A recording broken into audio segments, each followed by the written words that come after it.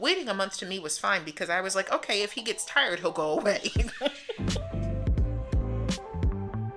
Hi everybody, welcome back to our channel. I am excited to be back after having gone on my honeymoon with Alex. It felt weird to be out of routine, but it also felt nice to go on an official honeymoon and disconnect and just have like some us time. And so yeah, I enjoyed it, but I am also enjoying being in front of the camera and sharing with you all again today. I'm going to be sharing with you all how I met my husband. I briefly touched on like some of the backstory in the video where I talked about not wanting to get married. So if you want to have all of it, you can look at that as well. I'm going to pick up from the point where I had prayed with the counselor that I would meet my husband. Within the first couple of days after praying that prayer, I started getting notifications from Facebook about Facebook dating. I don't know if it was because it was being really heavily publicized at that time or what the case was. In the beginning, I was ignoring them as you do, right? And then I started thinking, you know what? Maybe this is an opportunity for me to step out in faith or foolishness. I guess we'll find out. I was still wary of this idea of being prepared for marriage. It was one of those situations where, you know, I want to believe that this thing is for me.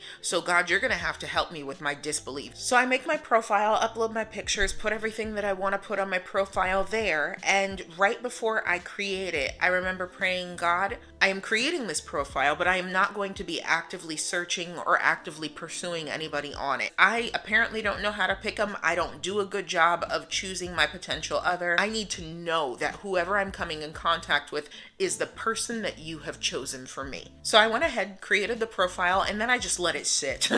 Within 2 weeks of me creating the profile, I was doing something on my phone and I got a notification that I had just received a like. So I went and looked and it was Alex. And he didn't really have his profile filled out at all. He did the bare minimum and just uploaded pictures and what his preferences were. So I looked at his pictures and I was like, you know what?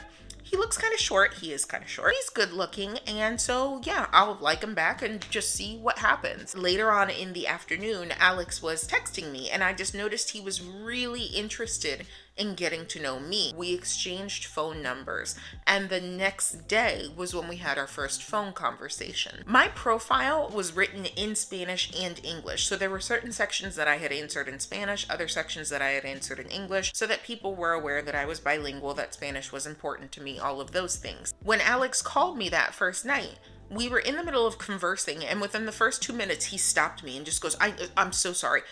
Where are you from? Because I thought you were Dominican and your accent is not Dominican. I can't place you. I don't know where you're from. What country were you born in?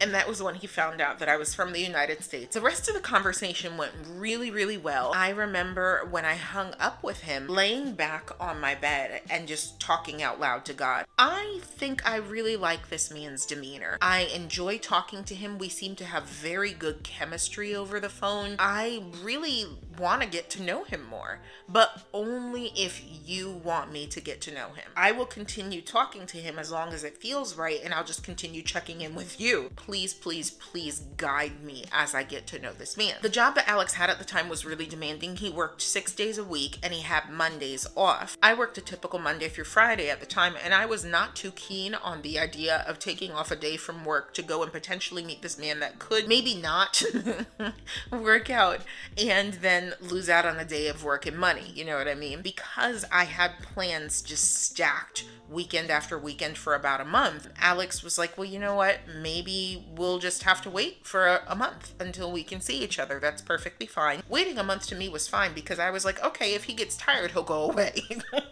In the meantime, I'm kind of catching feelings for this dude. So I'm checking in with God more consistently because now I'm starting to get a little bit anxious. Lord, I'm sorry that I'm being so aggravating, but I need something drastic to happen. Like, I need to really know that I'm supposed to be meeting this man. The more I get to know him, the more attached I get to the idea of him, then the more freaked out I am that he could potentially be a completely different person when we meet in person.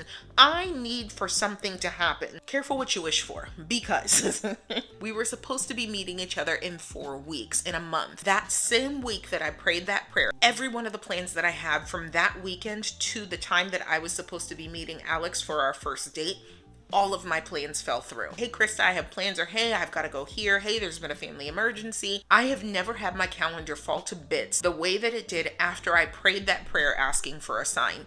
And it was so scary to me because, you pray and sometimes you think, well, eventually I'll get this answer, or maybe I won't get this answer. To get an immediate answer like that was terrifying in a sense, but also reassuring that, yeah, I was supposed to be meeting this guy. At the same time, Alex's boss turned around and said, you know what? I can't give you the Sunday that you asked for in a month, but I can give you next Sunday. And so Alex and I ended up meeting within 2 weeks instead of the month that we had originally anticipated to meet. Witnessing that happen was the perfect embodiment of the scripture in Proverbs. I forget exactly where it is, but we can make a whole lot of plans, but the Lord is the one that establishes those plans, or the purpose of the Lord in those plans is what prevails.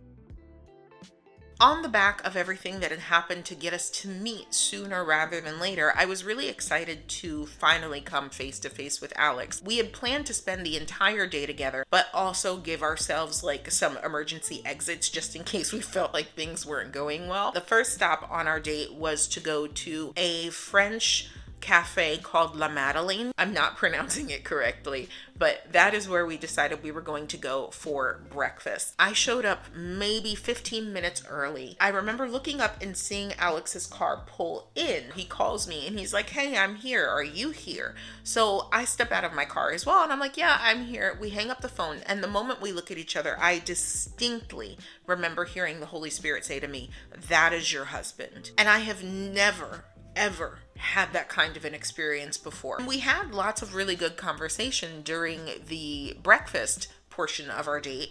I had to kind of pull it out of him a little bit. But after that, he was the one that mentioned that he wanted to continue the date. I know we also went to a park on the same day. So we must have gone to breakfast first.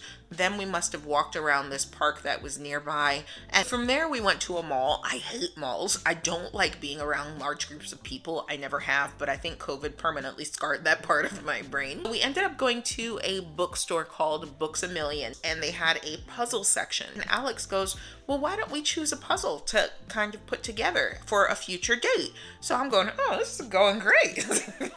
We chose about like 4 different puzzles, 4 or 5 puzzles that we both really liked. I had the idea of making him close his eyes and just touch one of the puzzles after I mixed them up, and the one that he chose was the one that we were going to take with us. He had this one puzzle that he really liked. It was like of a rock shop or something like that, and a woman outside looking at guitars. He closed his eyes, I mixed up all of the puzzles, and when he touched the puzzle, it was the one of the rock shop. So he was like, wow, that's so cool. Did you do that on purpose? But it just worked out that way. So after that, I drove back to my home. We were sitting in my car, which was parked next to his. It starts raining, like pouring. So he's stuck in my car and we just continue conversing. Alex strikes up the courage and says, I really enjoyed our time together today. I would really like to take you on a date tomorrow after you get off of work if you're up to it, because he didn't have to work on Monday. I was like, yeah, okay, yeah, that's cool. I would really enjoy that. We sit in the car a little bit longer. We ended up getting our first kiss in my car.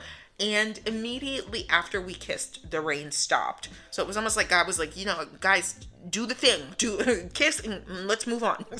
After that, we went on dates for a few weeks before Alex asked me if I would come to his apartment because he wanted to sit down and have a conversation with me. I pretty much knew the conversation was going to be him asking me to be his girlfriend, but I humored him.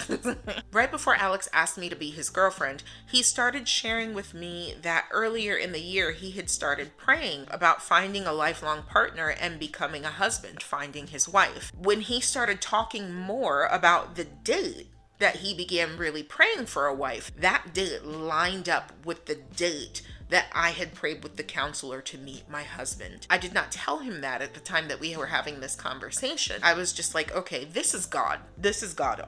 Everything is God. When he asked me to be his girlfriend, I said yes. And now I am married.